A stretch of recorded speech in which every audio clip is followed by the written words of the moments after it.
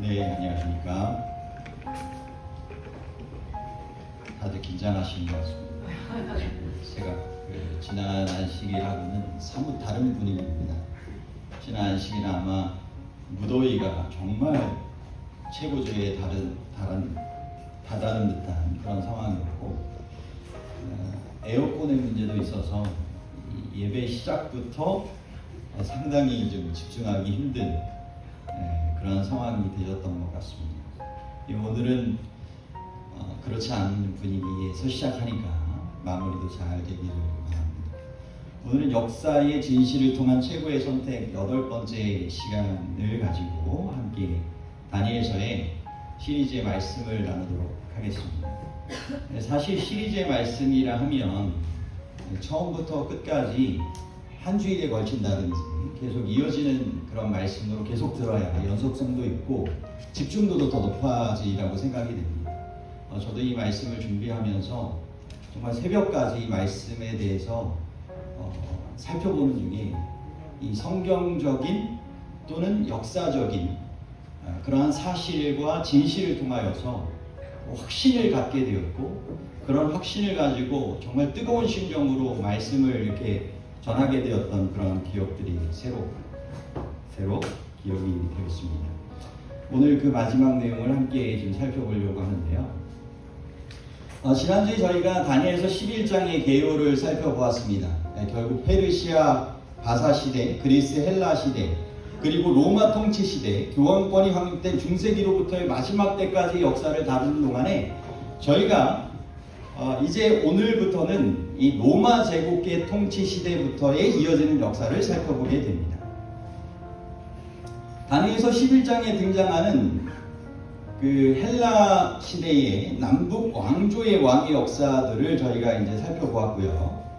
그리고 북방왕 시리아 셀루코스 왕조와 남방왕 이집트의 프톨레마이오스 왕조 사이에서 벌어졌던 이 페르시아 쪽에 속한 이 유대 민족의 선악의 대쟁투 사이에서 어려움을 당하지만 미가엘 되시는 우리 예수님께서 이 천사 중에서 가브리엘 천사를 보내시고 함께 하시면서 영적인 쟁투 가운데서 마지막 때 이상까지 보여주시고 승리하게 하시고 최후의 승리를 거두게 하실 이 약속의 말씀들을 저희가 살펴보았습니다. 그리고 세계사적으로는 이것이 시리아 전쟁을 통하여서 실제적으로 이루어진 역사라고 말씀을 나눴고요. 그리고 시리아 전쟁에 대한 이 위키백과의 마지막 설명에서도 이렇게 나옵니다. 그 시리아 전쟁을 통하여서 결국은 로마와 파르티아에 의해 정복되는 원인이 되었다라고 하는 것이 이 시리아와 이집트 사이의 전쟁의 결과로 나타나는 것입니다. 그리고 다니엘서 11장 15절에 보면 제6차 시리아 전쟁에 대한 예언들까지 이렇게 나오게 되면서 바벨론으로부터 시작된 하나님의 백성들에 대한 이웃 강대국들의 전쟁들은 메데페르시아, 그리스, 헬라를 통하여 이제 로마 시대까지 이어지게 됩니다.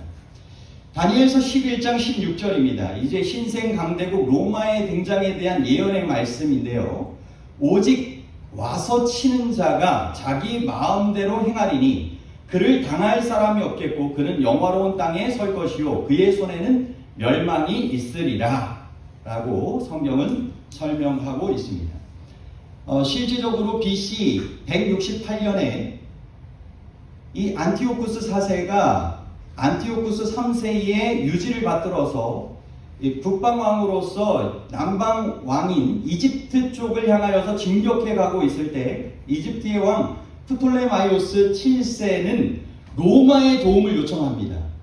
그리고 로마에서 특사가 와서는 퇴각하라는 명령을 내리고 너무나 신기하게도 북방왕 이 안티오쿠스 이 4세는 로마의 명령에 순응하여서 퇴각하게 됩니다. 결국 BC 168년에 로마에 의하여 알렉산더의 고국인 마케도니아가 망하게 되고 시리아는 이집트에서 퇴각하고 이집트는 로마의 보호령이 내려짐으로써 헬라 시대가 끝나고 로마 시대가 문을 열게 되는 것입니다. 갑작스럽게 등장하게 되는 것이 성경에 예언되어 있고 실제적으로 이것이 역사적인 성취로 이루어지게 된 것입니다. 실제 BC 63년에 로마의 폼페이우스가 영화로운 땅 예루살렘에 침공하여서 점령하고 성전을 유린하였으며 12,000명의 유대인들을 죽이게 되었는데, 그것이 바로 이 성경 말씀의 성취가 된 것입니다. 이제 여러분, 이어지는 다니엘서 11장 17절의 말씀에 보면 이 절세미인 클레오파트라의 등장이 나옵니다. 그리고 남방 왕국 이집트의 멸망이 나오는데요. 이게 정말 좀 신기하게도 이 세계사에서도 유명하기도 하고 성경적으로도 이렇게 분명하게 이루어진 진실에 속한 이야기인데요. 그가 결심하고 전국의 힘을 다하여 이르렀다가 그와 화친할 것이요 또 여자의 딸을 그에게 주어 그의 나라가 망하게 하려 할 것이나 이루지 못하리니 그에게 무익하리라. 이제 로마의 정복 전쟁이 있게 되는데, 그 로마의 정복 전쟁이 이집트까지 이제 이르게 되는 것입니다. 그 배경 가운데 보면 이 로마의 권세는 이 삼두 정치를 벌이게 됩니다. 세 명의 그러한 핵심되는 인물들이 이제 권력의 중심에 서서 다스리게 되는데, 그 중에서 보면 이 카이사르가 있었고, 그 카이사르는 갈리아의 총독으로 나가 있게 되었고, 크라수스가 있는데 그는 수리아의 총독으로 갔다가 전쟁 가운데서 전사하게 됩니다. 그리고 남겨진 폼페이우스는 스페인의 총독으로 임명되었으나 국왕을 보내고 자신은 로마에 남아있으면서 로마를 차지하고자 합니다. 그래서 카이사르가 갈리아 총독으로 나가 있다가 자신의 핵심 정치 기반이 됐던 이 카이사르파의 의원들이 원로원에서 추방당하자 루비콘 강을 건너가지고 로마로 진군에 쳐들어오게 됩니다. 그때 이 폼페이우스가 자기 군사를 거느리고 발칸반도로 도망을 가게 됩니다. 그때 카이사르 군이 추격하여서 접전을 하였는데 이 폼페이우스는 대패하고 애굽으로 달아나게 됩니다. 그리고 애굽의 프톨레미 왕조에게 보호를 요청합니다. 그래서 카이사르는 폼페이우스를 쫓아서 전병력을 이끌고 애굽을 쳐들어가게 됩니다. 이제 폼페이우스만 처치하면 이 로마의 전체 권력이 자신에게 들어올 것을 알고 성경의 표현처럼 전국의 힘을 다하여 이르게 된 것입니다. 그런데 그곳에 가서 폼페이우스는 애굽인들의 손에 죽고요, 예상치 않았던 한 여인을 이 바로 카이사르가 마주치게 되는데, 그것이 바로 여자들의 딸, 여자의 딸로 표현이 된 시대의 미녀, 세계의 미녀 클레오파트라 7세였습니다. 그는 그의 나라를 좀 망하게 하려고 생각합니다. 그러니까 이 카이사르를 통하여서 다시 한번 이 결혼을 하게 되고 아이를 낳게 되는데, 그와 화친하면서 로마를 교란시키고 세력을 차지하려고 하지만 이후에 카이사르는 죽게 되고 이 여인도 그것을 이루지 못하게 되는데요. 그래서 그것이 바로 이 성경에 표현된 것처럼 카이사르가 그 여자의 딸을 만나가지고 그리고 그 이집트를 통하여서 그 나라가 망하게 되려고 이렇게 여러 가지 일들이 벌어지지만 그에게 무익하게 된 일들이 생겨나게 됐다라고 하는 것입니다. 그리고 18절 19절에 보면 이제 암살당하게 되는 카이사라의 죽음이 나오고 유명한 브루투스 너까지도라고 하는 이 세계사에 나오는 이야기가 등장을 합니다. 그 화친한 후에 그 카이사르가 그의 얼굴을 바닷가로 돌려 많이 점령할 것이나, 이제 50세가 넘은 카이사르가 이집트를 정복한 후에 심상치 않은 국제 정세 때문에 그는 해안길을 따라서 로마로 귀국하게 됩니다. 그러면서 그 사이에 해안가에 있는 여러 나라들을 점령하면서 로마로 개선하게 됩니다. 완노라, 보안노라, 이겼노라라고 하는 이 세 마디를 할 만큼 강력한 그러한 전쟁의 성과를 가지고 그는 로마에 돌아오게 되고 종신 독재관이 됩니다. 그런데 그는 거기에서 머물지 않고 황제가 되려고 하는 야망을 꿈꾸게 됩니다. 그것을 알게 된 한 장군 롱기누스가 공화파 사람들과 그리고 바로 카이사르의 신복이었던 이 브루투스와 함께 결합하여서 그를 죽이게 됩니다. 그것이 바로 그의 정복을 그치게 하고 그 수치를 그에게 돌릴 것이며 그가 드디어 그의 얼굴을 돌려 자기 땅의 산성들을 향할 것이나 거쳐 넘어지고 다시는 보이지 아니하게 되었다. 자기의 그런 오만과 그러한 정말 정복욕으로 인하여 그렇게 끝나버리는 권력에 이르게 될 것을 이야기를 하는 것입니다. 이 20절의 말씀에 보면 이제 예수님과 연관된 로마의 황제들이 나옵니다. 그 왕위를 이을 자가 압제자를 그 나라의 아름다운 곳으로 두루 다니게 할 것이나 그는 분노함이나 싸움이 없이 몇 날이 못되어 망할 것이요 또 그의 왕위를 이을 자는 한 비천한 사람이라.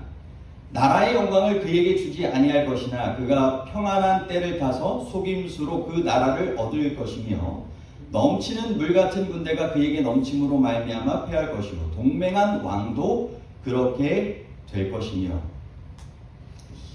이 율리우스 카이사르의 뒤를 이어서 로마의 황제가 된 사람은 이 양자였던 옥타비우누스였습니다. 그가 바로 로마 제국의 초대 황제 아우구스 카이사르인데요. 여기서 압제자라고 하는 표현은 이 포색자, 세금을 올리는 자로 우리가 그 뜻을 생각해 볼 수 있습니다. 결국 그는 그 인두세를 거둘 목적으로 전국의 인구조사에 해당하는 호정령을 내리게 됩니다. 그래서 바로 그 황제 때에 요셉과 마리아가 나사렛에서 이렇게 자신이 살고 있다가 고향인 베들레헴으로 호적하러 가게 되고 그래서 베들레헴에서 예수님을 출생하게 되는 것을 통하여서 성경에 예언된 정확한 때와 장소에 예수님이 탄생하게 되신 것입니다. 아우구스 카이사라는 아들이 없었고 외손자를 양자로 삼았으나 일찍 병사했습니다. 그래서 부득이하게 그의 아내가 데리고 온 의붓 아들이 그의 뒤를 이어서 황제가 되는데 그는 성격도 괴격스럽고 사랑을 잘 받지 못하는 인물이었다고 했습니다. 그래서 이 아버지였던 이 카이사르는 그 의붓 아들에 대해서 로마 제국의 그 옷을 자줏빛에 그 다스리는 옷을 입기에는 너무 비열하다라고 하면서 그 아내의 청을 거절했다고 했어요. 그런데 이 카이사르가 죽고 나서 예언된 대로 평안한 때를 따서 괴유를 따라 황제가 된 것입니다. 그리고 그때 예수 그리스도께서 십자가에 못 박히시게 됩니다. 바로 동맹한 왕이라고 하는 이 표현도 이 성경에 보면 언약의 왕으로 우리가 해석할 수 있는데요. 바로 그것이 다니엘서에 나와 있는 그러한 계시의 말씀이고 그러한 다니엘서 9장의 예언처럼 다니엘서 11장에도 이 계시를 통하여서 바로 이 비천한 이 왕이었던 티베리우스 때에 언약의 왕 대신 예수 그리스도께서 그 죽임을 당하게 될 것이 그 일이 있기 전 500여 년 전에 계시가 되었다라고 하는 것입니다. 이제 이어지는 25절의 말씀에 보면 예루살렘을 탈환하기 위한 십자군 전쟁 이야기가 나옵니다. 다니엘서의 예언의 해석을 보면 로마 다음으로 이어지는 권세는 로마 교황권으로 우리는 그렇게 이해할 수 있습니다. 바로 새로운 북방 왕이 된 것이죠. 그 로마 교황권이 그의 힘을 떨치며 용기를 다하여 큰 군대를 거느리고 남방왕 이슬람 세력을 칠 것이요 남방왕도 힘이 크고 강한 군대를 거느리고 맞아 싸울 것이나 능히 당하지 못하리니 이는 그들의 계략을 세워 그를 치미니라. 왜 그 로마 교황권과 남방왕 이슬람 세력이 서로 싸우게 되었을까요? 왜 십자군 전쟁이 벌어졌을까요? 그것은 바로 그들이 성지가 되었던 이 예루살렘을 함께 탈환하고자 하는 그러한 부분이 공통점으로 있었기 때문이었습니다. 그래서 이 새로운 북방왕 로마 교황권과 새로운 남방왕 이슬람 세력이 이제 싸우게 되는 것이 이제 십자군 전쟁을 통하여서 일어난 것인데요. 한 기록에 의하면 제1차 십자군 전쟁 이후의 결과에 대하여 이렇게 기록하고 있습니다. 힘을 떨치고 용맹을 발하여 남방왕의 세력을 공격하여 1099년 6월 15일 예루살렘을 탈환하고 거기에 예루살렘 왕국을 건설한 후에 개선하였다. 그때 소위 그리스도의 십자가를 표방한 십자군이 학살한 이슬람 교도의 피가 행인의 발목까지 적실 지경이었다라고 전해진다. 이만큼 참혹한 이 십자군 전쟁이 패권을 차지하기 위한 중세 교황권을 통하여 그렇게 일어났던 것입니다. 성지였던 예루살렘 순례를 구원의 한 방편으로 삼았기 때문에 그 목적을 이루기 위해 이런 전쟁이 계속 치러진 것이죠. 10대 소년들까지 불러 모아 십자군 전쟁을 일으키면서 예루살렘을 정복하기 위한 7차에 걸친 십자군 전쟁은 때때로 승리하기도 했지만 마침내 실패로 돌아가고 맙니다. 그것이 성경에 기록된 예언의 성취입니다. 북방왕 로마 교황권은 많은 재물을 가지고 본국으로 돌아가리니 그는 마음으로 거룩한 언약을 거스르며 자기 마음대로 행하고 본토로 돌아갈 것이며 작정된 기한에 그가 다시 나와서 남방에 이를 것이나 이번이 그 전법만 못하리니 이는 기띔 서방의 배들이 이르러 그를 칠 것임이라. 그가 낙심하고 돌아가면서 맺은 언약에 분노하였고 자기 땅에 돌아가서는 맺은 언약을 배반하는 자들을 살필 것이며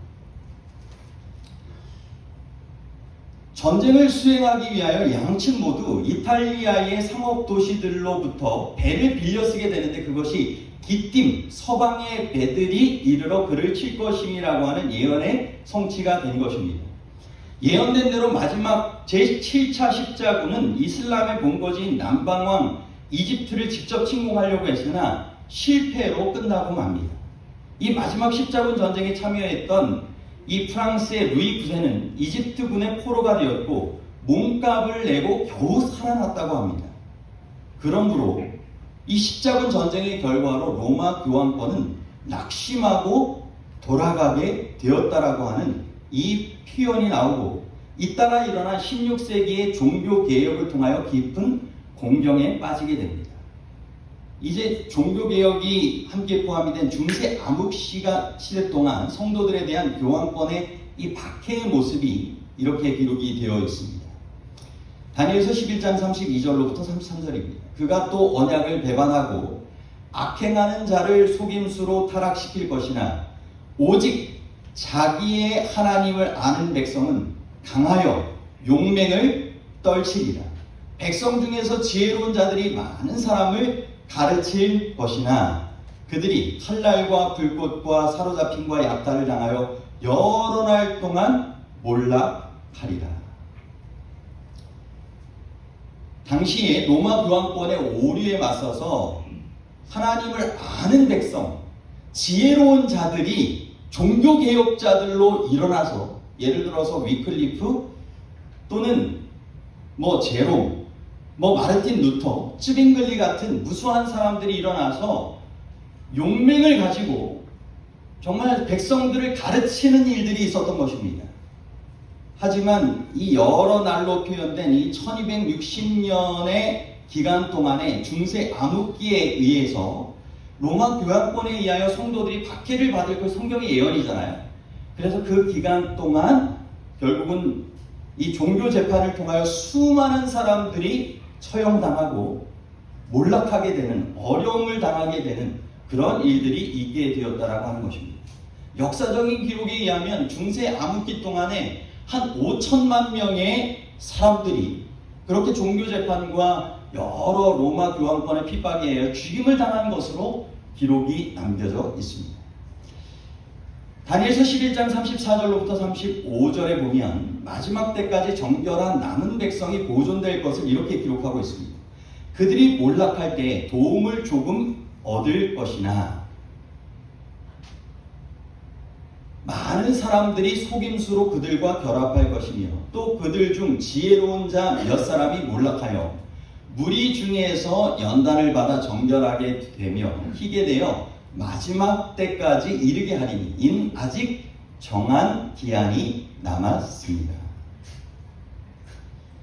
순교자들이 고난을 당하게 되고 그 가운데서 이 단련을 받아 믿음의 박차를 가하여서 이 마지막 때까지 남아있게 되었습니다.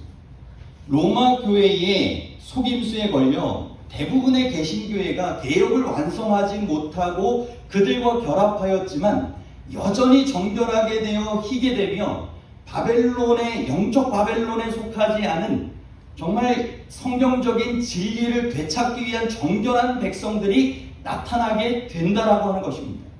그리고 그들이 마지막 때까지 이르게 되리니 이는 아직 정한 기한이 이르렀기 때문이라. 여기서 마지막 때는 로마 교황권의 전성시대인 1260년이 끝나는 1798년도부터 이제 예수 그리스도의 재림 때까지를 이야기를 하는 것입니다. 그리고 정한 기한은 은혜의 기간이 맞춰질 때까지를 이야기를 합니다. 이제 다니엘서 11장 40절입니다. 프랑스 혁명을 통한 중세 암흑 시대가 이제 종결되고 부활한 교황권의 활동이 이루어질 것이 이렇게 예언되어 있습니다.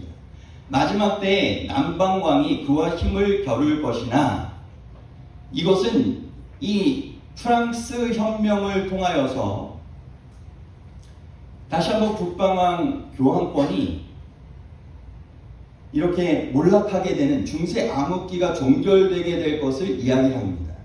하지만 이 후반부에 북방왕이 다시 여러 나라에 침공하여 물이 넘친같이 지나갈 것이라고 하는 표현처럼 부활한 교황권을 통하여서 여러 나라들을 점령하고 다스리게 되는 일들이 일어나게 될 것을 이야기를 하는 것인데요. 그것은 어떤 면에선 무신론적인 공산주의 세력들이 부활한 교황권에 의하여서 미국과 동맹을 맺은 상태에서 동부 공산권이 몰락하게 되는 장면들이 이 성경적인 예언으로 우리가 생각해 볼 수 있는 것입니다. 막강했던 예전에 소련과 미국이 세계 패권을 막 다스리는 시대가 있었지 않습니까? 근데 어느 순간 소련이 사라졌잖아요. 쉽사리 이런 공산주의 세력들이 몰락하게 될 것이 약 2600여 년 전 다니엘서의 예언 가운데 분명하게 기록되어 있다라고 하는 것입니다. 그것이 실제적인 그러한 사건을 통하여서 이렇게 성취가 되는데요. 다니엘서 11장 이 42절에 보면 그가 여러 나라들의 궤에 손을 펴리니 애굽 땅도 면하지 못할 것이니 라고 되어 있습니다. 부활한 교황권의 활동에 애굽 땅이 면하지 못하겠다라고 표현된 것입니다. 애굽은 남방함으로 표현되어 반교황적 세력의 그 세력을 나타내는데 맞서지 못하게 될 것이라고 하는 온 세상이 이상히 여겨 그를 따르는 실제적인 모습을 이야기를 하는 것입니다. 그러면은 어떻게 이 북방왕 로마 교황권이 어떤 면에서는 이 남방왕으로 표현될 수 있는 이 애굽 땅 여러 나라들을 그렇게 점령해가고 몰락시킬 수 있었을까요? 그것은 미국과의 연합을 통하여서 이루어지게 되었는데, 미국은 여러분 아시는 것처럼 종교의 자유를 찾아서 천주교의 박해를 피해가지고 로마 교황권의 박해를 피해가지고 청교도들이 이주하여서 신대륙을 발견하고 세우게 된 곳이 미국입니다. 그런데 이 미국이 로마 교황권하고 서로 이렇게 공직 수교를 1984년도에 맺게 되는데, 이러한 이 것이 1982년 6월에 첫 만남이 이루어지게 되었고, 그것이 1992년 타임즈에 실리게 되었습니다. 그것을 바로 더 홀리 얼라이언스라고 해서 신성 동맹으로 평가됩니다. 배경은 이렇습니다. 1981년도 3월 30일에 레이건 미국 그 당시 대통령이 괴한에게 저격을 당하게 됩니다. 그리고 1982년 5월 31일에 교황도 저격을 당하게 됩니다. 똑같이 두 사람이 동맥을 불과 몇 밀리미터 비껴가면서 생존을 하게 됩니다. 두 사람이 만났을 때 이런 특별한 대화를 나눴다고 합니다.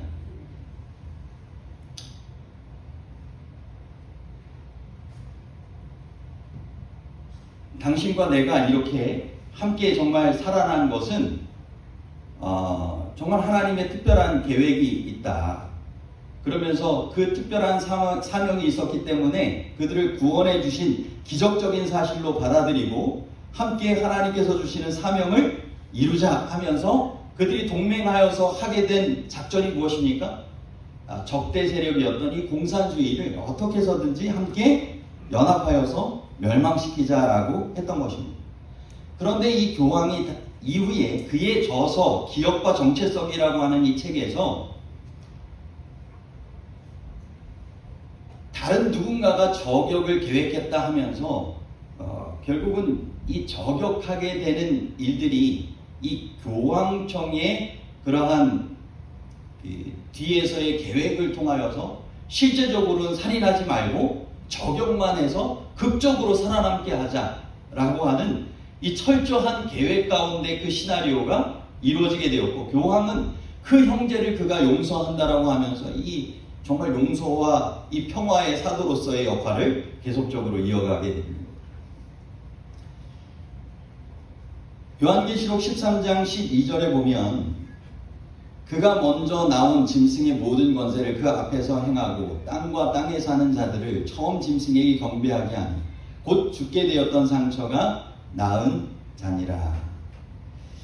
이 죽게 되었던 상처가 나은 교황권은 그가 다시 재기하게 되면서 교황권의 세력을 다시 계속적으로 강력하게 유지하기 위한 예수의 제수이트를 부활시킵니다. 그리고 교황 피우스 11세 때에 이탈리아 정부를 지지해 주면서 이 1929년 라테란 조약을 체결하는데 그 문서에다가 죽게 되었던 상처가 나음이라는 글자를 쓰고 친필 서명을 합니다. 그래서 이 혁명으로 정권을 강탈했던 무솔리니 정부가 교황권에 의하여서 정식 정부로서 인정을 받게 된 것입니다. 그래서 그 대가로서 이탈리아 정부는 교황청에 그 교황청이 속한 그 바티칸을 포함한 그 영토와 현금과 채권의 많은 자금을 선물로 주게 됩니다. 그것이 바티칸 로마 그 교황권의 은행의 종잣돈이 되어서 경제적으로 여러 가지 것들을 이렇게 이끌고 나가게 되는 곳이 된 것입니다. 여러분, 이 바티칸은 우리나라 경복궁 면적과 비슷하다라고 합니다. 그런데 국제적으로 승인받은 국가 중 가장 영토가 적음에도 불구하고 전 세계 13억의 신자를 지배하면서 정말 평화의 사도, 인권 수호라고 하는 이름으로 183개국 이상과 수교를 맺으면서 초교파적으로 그리고 여러 나라를 통합하면서 그 역할을 감당해 가고 있는 것입니다. 여러분, 성당의 입구나 아니면 이 로마의 그러한 교황권의 그러한 기념물 가운데 보면 이러한 표시를 보게 되는데, 가톨릭의 상징으로도 여겨지는 이 바타룸, 이 라틴어고요. 이것이 그리스 문자로는 그리스도를 의미하는 이 두 글자 카이와 로를 따서 키로라고 부르기도 합니다. 그런데 이 키로가 어떻게 유래가 되었느냐면, 이 카톨릭의 그러한 정말 이 상징적인 기호로고도 표현이 되는 이 키로라고 하는 것은 이 4세기의 치열한 이 권력 전쟁 때에 로마 황제 콘스탄티누스가 이후에 이제 기독교를 공인하고 일요일 휴업령을 내리게 되는 사람입니다. 이 콘스탄티누스가 전쟁통에 꿈을 꾸게 되는데 이 증표, 이 표시로 이길이라라고 하는 이 목소리를 그가 꿈에서 이 문양과 함께 보게 되었다라고 하는 것입니다. 그래서 잠에서 깨어난 이 콘스탄티누스는 이 기독교인들의 도움을 받아서 이 방패의 문양을 새길 것을 병사들에게 명령하고 결국 전쟁에서 승리하게 된 것입니다. 그리고 이 전쟁에서 승리하는 것을 통하여서 당시에 영혼의 위대함과 신의 영감으로 나라를 구했다라고 개선문에 적으면서 그 콘스탄티누스가 이후에 기독교를 자유를 허용하고 여러 많은 정치와 종교의 통합을 위한 일들을 이뤄가게 됩니다. 이 증표가 잘 쓰이지 않다가 르네상스 시대에 다시 쓰이기 시작하였고 그 이후로도 로마 카톨릭 천주교회의 이 모양이 계속적으로 새겨지고 있는데, 이것은 마치 정말 정치와 종교를 통합하기 위한 이 정복욕의 상징의 모습처럼 그 기원이 있고 오늘날까지도 그 모양이 계속적으로 이어지고 있다고 하는 것입니다. 이것을 통하여서 순수한 기독교가 변질되어지고 계속적인 우상 숭배의 모습들이 교회 안으로도 이어지는 그러한 것들이 일어나게 된 것입니다. 이런 천주교회를 통한 이와 같은 에큐메니칼 운동과 같은 것들이 정말 계속적으로 이루어지고 있고, 2015년도 9월자의 타임즈에 이렇게 표현되어 있죠. The New Roman Empire, 새로운 로마 제국이 등장했다라고 하는 것입니다. 그것이 실제적으로 성취가 되고 있는 것입니다. 시간상 이 말씀까지만 좀 드리고 마쳐야 될 것 같은데요. 다니엘서 11장 44절로부터 45절입니다. 북방왕인 부활한 교황권의 마지막 시도와 운명입니다. 이제 그러한 것들이 있게 되지만 결과적으로 어떻게 되는가? 그러나 동북에서부터 소문이 이르러 그를 번민하게 하므로 그가 분노하여 나가서 많은 무리를 다 죽이며 멸망시키고자 할 것이요, 그가 장막 궁전을 바다와 영화롭고 거룩한 산 사이에 세울 것이나 그의 종말이 이르리니 도와줄 자가 없으리라. 성경에서 이 동방은 하나님의 사자가 오는 곳으로, 예수님이 나타나는 곳으로 상징하기도 합니다. 그리고 북쪽은 하나님이 계신 곳을 가리키는 것입니다. 북방 왕은 동북에서부터 오는 소문으로 번민하다가 결국은 분노하여 많은 무리를 다 죽이고 멸망케 한다고 했는데요. 왜 그렇게 했을까요? 이것은 바로 재림의 소식과 새 천사의 기별을 통한 그의 종말을 고하는, 영적 대쟁투의 종말을 고하는 기별이 선포될 것이기 때문이었습니다. 그러므로 바벨론에서 나오라는 힘센 천사의 기별을 듣고 그의 손에서 벗어나게 되는 그 남은 무리가 있게 될 것, 다시 그들이 정말 생겨나게 될 것을 그가 알고는 격분한 것입니다. 그래서 하나님의 백성들을 진멸하고자 하는 것이죠. 마지막에 다 죽이며라고 하는 이 표현처럼 요한계시록 13장에 짐승과 그의 우상에게 경배하지 아니하는 자마다 몇이든지 다 죽이게 할 것이라고 하는 이 예언이 실제적으로 이루어지겠다라고 하는 것입니다. 이 장막궁전은 전쟁 용어입니다. 정말 총사령관으로서 사단이 배후에서 그 모든 일들을 다 다스리면서 미국과 교황권의 여러 합쳐진 연합 작전들을 배후 조정하고 있는 것입니다. 그런데 마지막 때 어떻게 된다고요? 그의 종말이 이르리니 도와줄 자가 없으리라. 결국 하나님의 백성들이 그렇게 공격당하지만 사단의 세력들이 패배하고 종말을 맞이하게 되고 하나님의 백성들은 보호받고 최후의 승리를 거두게 될 것을 이야기를 하는 것입니다. 성도들을 죽이기 위한 그들의 모든 방책과 계획들이 부메랑이 되어서 그의 종말을 재촉하게 될 것이고, 그를 도와줄 자가 없게 되는 외로운 마지막 멸망의 종말이 이르게 될 것을 이야기를 하는 것입니다. 오늘 다니엘서 12장까지는 못하게 될 것 같습니다.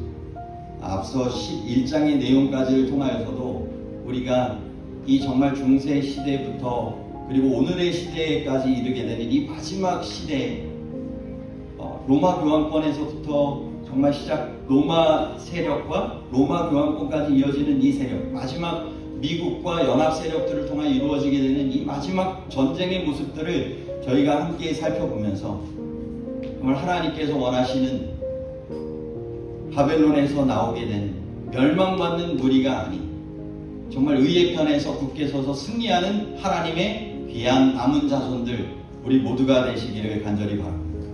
이것이 역사의 진실을 통한 최고의 선택이 되셔서 지금 각 시대마다 정말 살아계신 하나님을 확신하며 진리의 깃발을 세우기 위하여 그렇게 애써왔던 믿음의 선조들처럼 우리가 이 마지막 때 하나님께서 주신 이 진리의 기별을 가지고 마침내 이 세상에 승리하게 된 하나님의 백성의 무리들을 더욱더 세우는 일에 귀하게 쓰임받는 우리 모두가 되시기를 간절히 바라며 말씀을 마치도록 하겠습니다. 아멘.